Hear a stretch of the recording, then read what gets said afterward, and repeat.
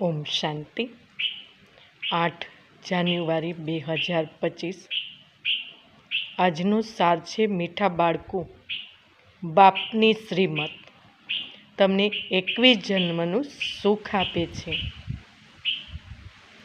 એ ન્યારી મત બાપ સિવાય કોઈ આપી શકતું નથી. તમે શ્રીમત ઉપર ચાલતા રહો. પ્રશ્ન છે, સ્વયંને રાજ તિલક દેવાનો સહજ પુરુષાર્થ કયો છે? ઉત્તર છે, સ્વયંને રાજ તિલક દેવા માટે બાપની શિક્ષા મળે છે. એની ઉપર સારી રીતે ચાલતા રહો. આશીર્વાદ કે કૃપા નથી. ફોલો આધાર બીજાને ન જુઓ. સ્વયં બ્રહ્મા બાપ સમાન બનવું. સ્વયંની રાજ તિલક મળી જશે.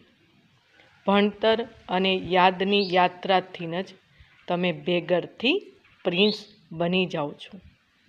ગીત છે ઓમ નમઃ શિવાય.